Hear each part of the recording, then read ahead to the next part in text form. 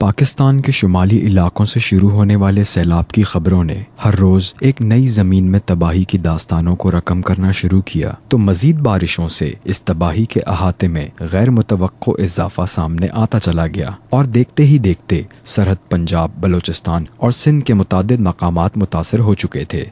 اس سیلاب سے ہونے والی تباہ کاریوں کو سنجیدگی سے لینے میں ہر سطح پر دیر ہوتی دکھائی دی۔ جب امدادی کارروائیوں کے لیے ملکی اور غیر ملکی سطح پر سب سرگرم ہوئے تو میں اپنے ریڈیو اسائنمنٹ کے لیے چند ایک دوستوں کے ساتھ شمالی علاقوں کے لیے روانہ ہوا۔ پورے پاکستان کے ساتھ ساتھ اس وقت بھی کراچی تک میں بارشیں تھمی نہ تھیں۔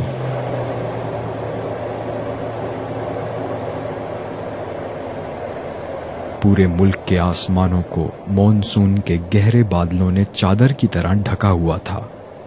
میں نے 35,000 فٹ کی بلندی پر کئی ہفتے بیت جانے کے بعد پہلی بار سورج کو چمکتا ہوا دیکھا، اور اس بلندی سے پاکستان کی سرزمین ہر طرف پانی میں ڈوبی دکھائی دی۔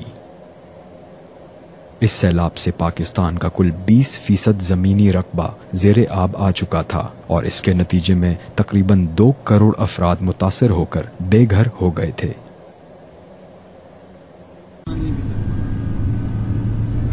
ہم نے اگلے ہی روز اسلام آباد سے نوشیرہ کے لیے کوچ کیا، جہاں سیلاب سے کافی نقصان ہوا تھا۔ ہمارے ساتھ وہاں کے چند مقامی افراد بھی موجود تھے۔ راستے بھر میں ہی سیلابی پانی سے سینکڑوں کلومیٹر تک پھیلی تباہ کاریاں واضح تھیں۔ وہاں پہنچ کر دریا کے کنارے ہونے والے نقصانات کا جائزہ لیا تو گاؤں کے گاؤں لوگوں سے خالی نظر آئے۔ ہم نے ان خیمہ بستیوں میں جا کر ان کا حال دریافت کیا جہاں یہ لوگ نقل مکانی کر کر آباد ہوئے تھے۔ یہ سب کو ملی، سب کو ملی، لیکن ادھر سے لے کے ادھر گاؤں میں لے جاتے،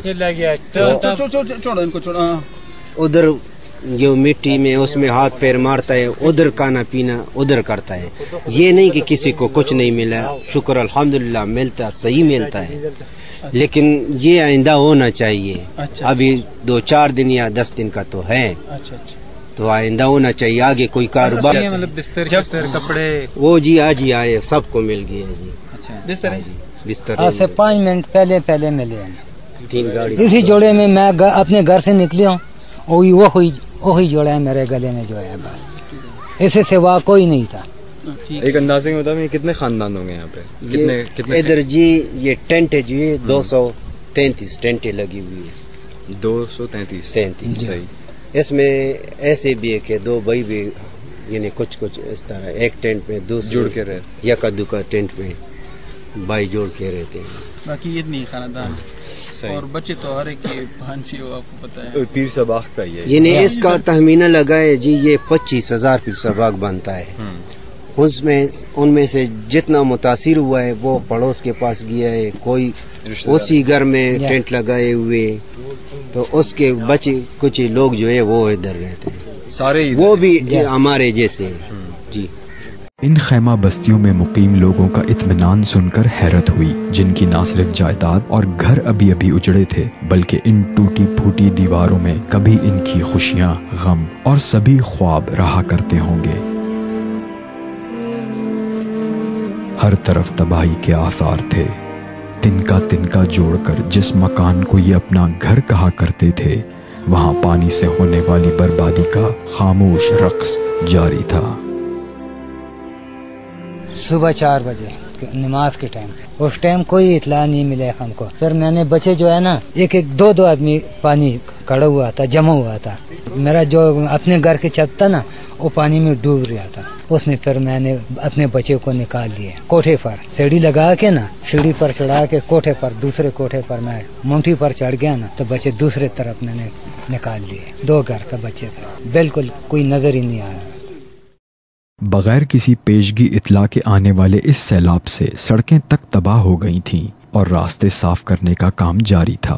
ہم بس بھاگ کے چاہتے ہیں آگے، دوسرے سائڈ سے آیا تھا تو ہم دوسرے راستے پہ بھاگتا ہے، تو پیچھے پانی آیا تھا، پھر ہم پہاڑ پر گیا تھا۔ پہاڑ میں 4 دن ہم ادھر گزارے، اوپر سے بارش تھا، نیچے سے پانی تھا۔ پیر سباق کی آبادی 30 سے 35 ہزار تھی اور سیلاب سے سب سے زیادہ تباہی نوشہرہ ڈسٹرکٹ کے اس علاقے میں ہی ہوئی تھی۔ ہم کچے پکے راستوں پر سفر کرتے ہوئے متاثرین کے حالات کا جائزہ لیتے لیتے آگے بڑھتے رہے تو کہیں تنگ کوچوں سے پیچھے بھی ہٹنا پڑا۔ اس ایک رات دریائے کابل کے بھپر جانے کی داستانیں سن کر رونگٹے کھڑے ہو جاتے تو کبھی خاموش نظاروں سے بربادی کی تصاویریں دل کی دھڑکنوں کو تھما دیتیں۔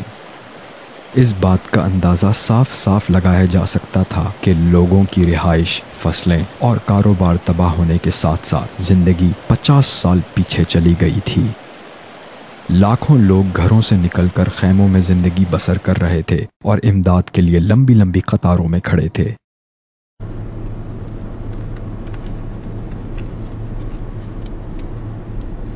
اگلے ہی روز دونوں دوست کراچی سے ساتھ بھیجی گئی زکوٰۃ اور خیرات کی رقوم لفافوں میں کر کے وقت کی قلت کے باعث 2 گروہوں میں بٹ گئے۔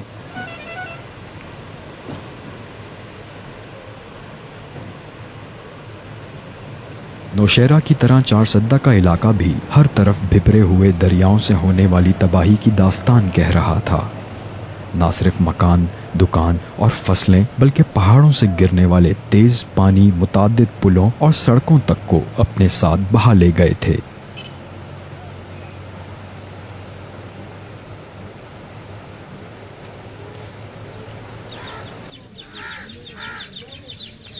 پورے کے پورے گاؤں صفائے ہستی سے مٹ گئے تھے۔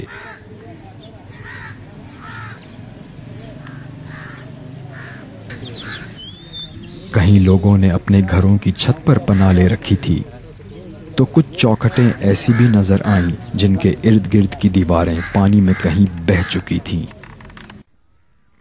اپنی جانوں کے علاوہ کسی کا مال مویشی بھی بچ گیا ہو، ورنہ گھر کی اکثر ایک چیز اس سیلاب کی نظر ہو چکی تھی۔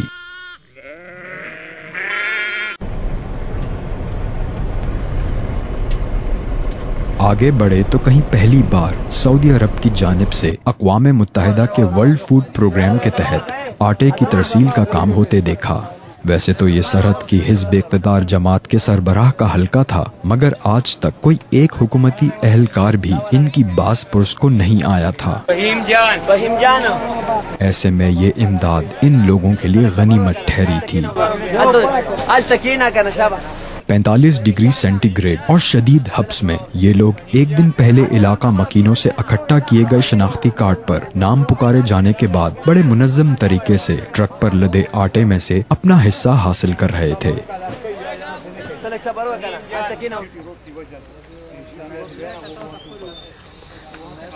پاس موجود ایک گاؤں میں چند ایک ایمبولینس اور ساتھ آئے طبی عملے کو بیمار افراد کا معائنہ کرتے دیکھا۔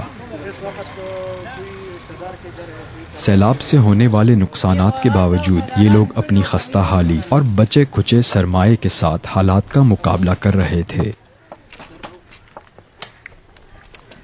سیلاب سے جو نقصان ہوا وہ ایک طرف، مگر بارشیں ابھی تک تھمی نہ تھیں۔ ان کے کچے پکے مکانات رہنے والوں کے لیے ہر لمحہ گر جانے کا خطرہ بن چکے تھے۔ ایسے میں بھی ان کا ظرف ہے کہ ان کو اپنے نقصان کے سامنے اپنے ہمسایوں کا زیادہ افسوس تھا جن کا سب کچھ ڈوب چکا تھا۔ مہمان نوازی اب بھی ان کی سرشت میں شامل تھی، روزے کی وجہ سے صرف ہمیں شدید گرمی سے راحت پہنچا سکے۔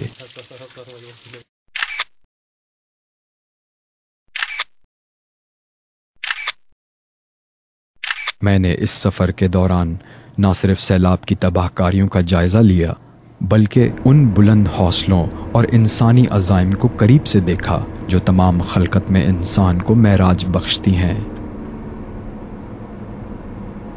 اپنی سابقہ روش پر نادم، اپنے رب کے حضور توبہ اور رحم کی فریاد لیے میں اس دعا کے ساتھ لوٹا کہ یا رب ان متاثرین پر اپنا خاص رحم فرما اور ہم کو ایسے حالات سے محفوظ رکھ کہ ہم ہیں تو تیرے بندے پر بہت کمزور واقع ہوئے ہیں، ہمیں سیدھا راستہ دکھا اور ہماری حفاظت فرما۔